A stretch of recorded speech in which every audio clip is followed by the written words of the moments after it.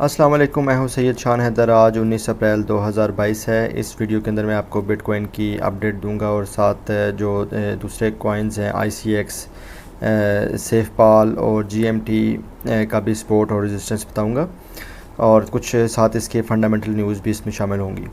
تو سب سے پہلے دیکھیں کہ بٹ کوائن نے کل کافی سرپرائز کیا ہے اور تقریباً 38,400-500 کے قریب سے یہ ایک دم سے یہ 41,000 کے پاس ہے، تقریباً $2,000 کی اس نے جمپ لگائی ہے۔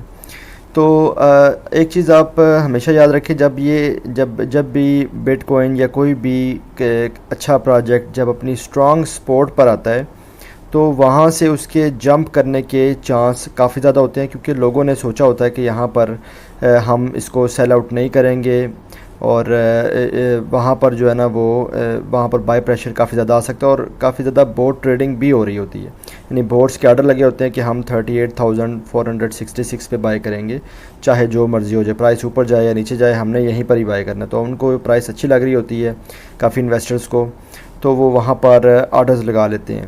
تو جیسے ہی اس پرائس کے یہ قریب آیا، تو جو میں نے کافی عرصے سے میں آپ کو بتا رہا ہوں کہ یہ اس کا سپورٹ ہے، تو جیسے ہی اس کے پاس آیا تو اس ایک دم سے جو ہے وہ پرائس میں ہائیک آیا۔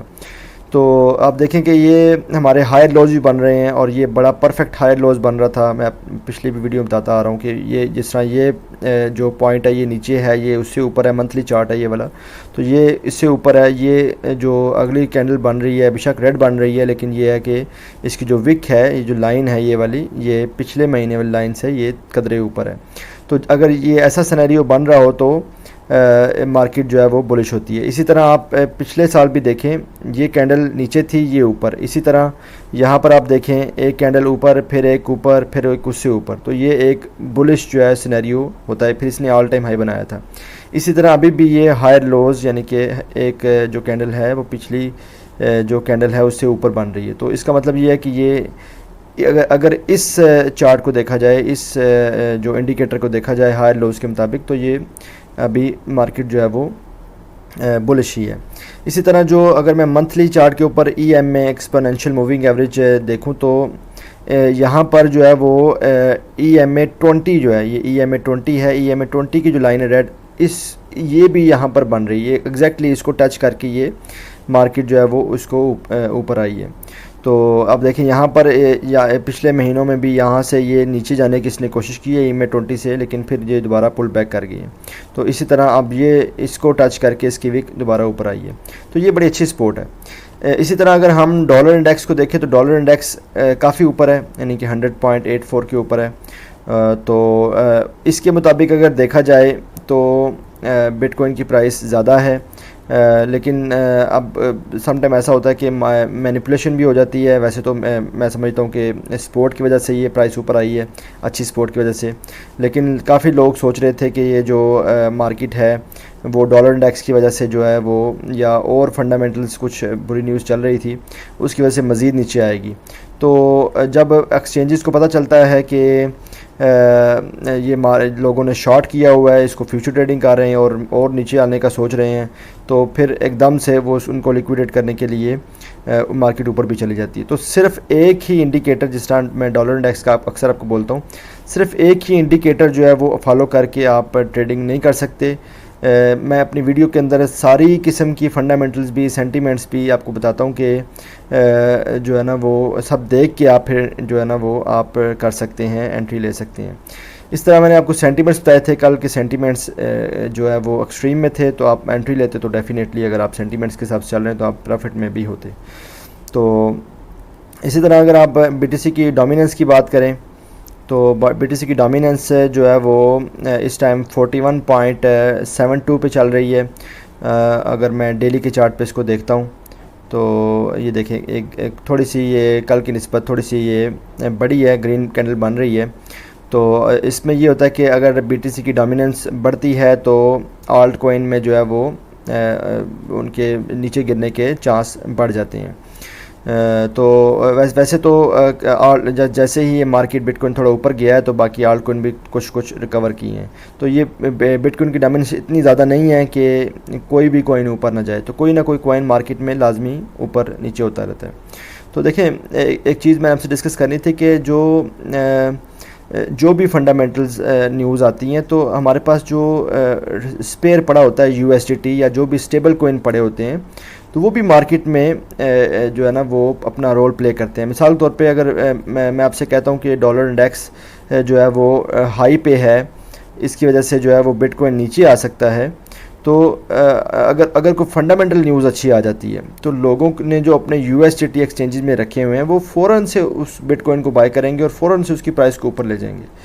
لیکن جو ڈالر انڈیکس میں جنہوں نے انویسٹمنٹ کی ہوئی ہے وہ ہو سکتا ہے ادھر نہ آئیں, لیکن جنہوں نے ٹیرا UST یا جو دوسرے جو اسٹیبل کوئنز ہیں اس میں اپنے پیسے کنورٹ کیے ہوں گے وہ فوراً سے اچھی فنڈامنٹل نیوز سن کے آ جائیں گے, جس کی وجہ سے بٹ کوئن کی پرائس اوپر جا سکتی ہے. تو کسی ایک انڈیکیٹر پہ جو ہے وہ آپ ریلائی نہیں کر سکتے, سب چیزیں دیکھ کے ہی آپ جو ہے وہ مارکیٹ میں ان یا آؤٹ ہوتے ہیں. تو BTC ڈومیننس تو تھوڑی سی زیادہ ہوئی ہے, لیکن کافی کوئنز ہیں انہوں نے 24 آورس کے اندر, یہ میں چارٹ کھولا ہوا ہے کوئن مارکیٹ کیپ کے اوپر, ٹاپ 100 پروجیکٹس ہیں. تو آپ یہاں پر دیکھیں کہ جو GMT کوئن ہے اس نے 30% جو ہے وہ اس نے 24 آورس کے اندر پمپ کیا ہے. اگر آپ کسی بھی کوئن میں رائٹ انٹری لے لیتے ہیں, رائٹ ٹائم پہ رائٹ انٹری لیتے ہیں, تو آپ کو وہ کوئن اچھا خاصا پروفٹ دے سکتا ہے. لک کی بھی بات ہے, لیکن یہ ہے کہ آپ کی ریسرچ بھی بڑی میٹر کرتی ہے کہ آپ نے کس پروجیکٹ میں انٹری لی ہے. اب دیکھیں جو GMT کوئن ہے وہ آپ دیکھیں کہ یہ میں نے ویکلی چارٹ کھولا ہوا ہے, یہ ہر ویک میں جو ہے نا یہ اوپر ہی جاتا جا رہا ہے.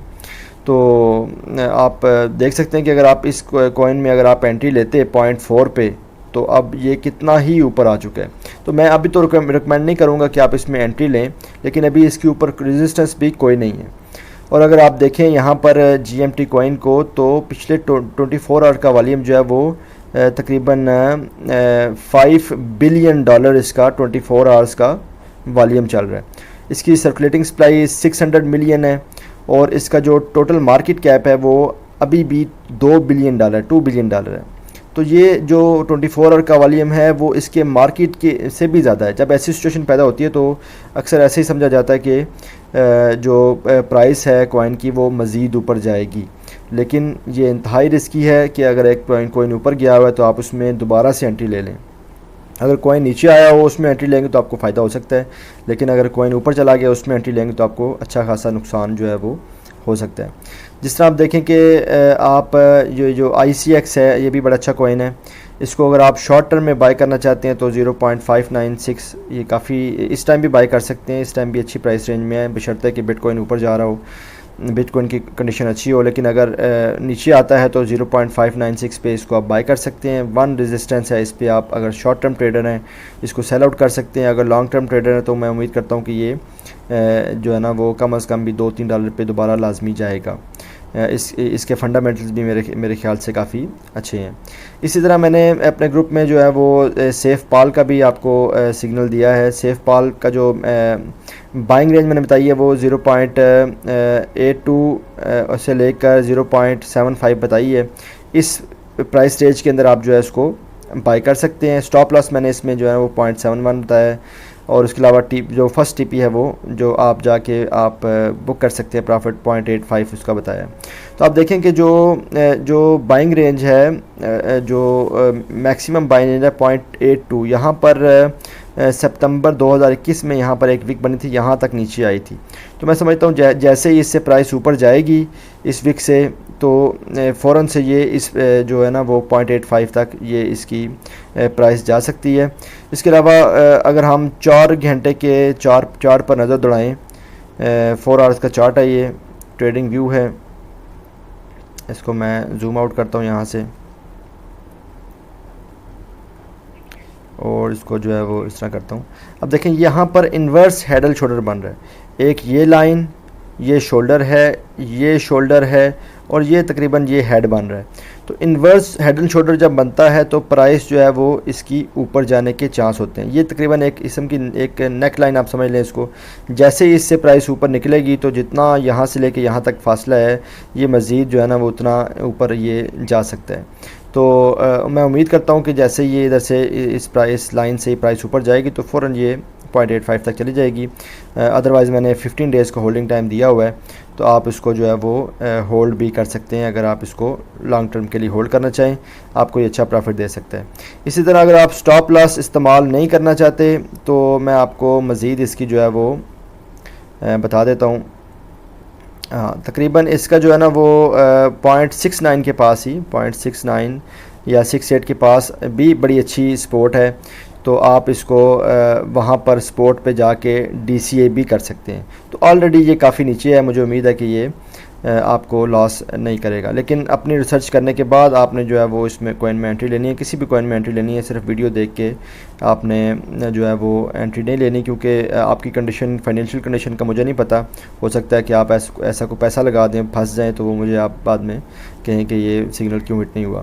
تو مارکیٹ کی کنڈیشن بھی ایسے ہی ہے کہ ڈالر انڈیکس اوپر جا رہا ہے اور کافی جو ہے نا کرٹیکل کنڈیشن ہے, تو اس میں کوئی بھی کوئن فیل بھی ہو سکتا ہے, جو بھی سگنل ہے.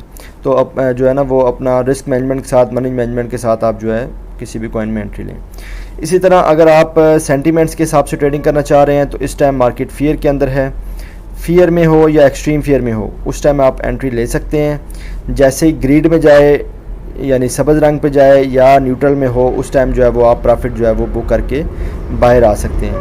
اسی طرح اگر ہم فنڈامنٹلز نیوز دیکھیں تو فنڈامنٹل جو آسٹریلیا کا جو آسٹریلیا نے ایک ETF لسٹ کرنے جا رہا ہے نیکسٹ ویک میں, تو یہ ایک اچھی فنڈامنٹل نیوز ہے. اب دیکھتے ہیں کہ امریکہ جو ہے کب اپنا ETF اپروو کرتا ہے. ETF سے کیا مراد ہے کہ بڑی بڑی جو انویسٹمنٹ فرم ہوتی ہیں وہ بڑے بڑے انویسٹر سے پیسہ لے کے تو مارکیٹ میں لگاتی ہیں. تو بٹ کوئن کا یہ فرسٹ آئی تھنک ETF ہے آسٹریلیا کے اندر. تو یہاں پر امید کی جا رہی کہ $1 بلین جو ہے وہ فلو کرے گا بٹ کوئن کے اندر جب یہ ETF اپروو ہوگا. تو یہ مارکیٹ کے لیے جو ہے وہ ایک اچھی نیوز ہے.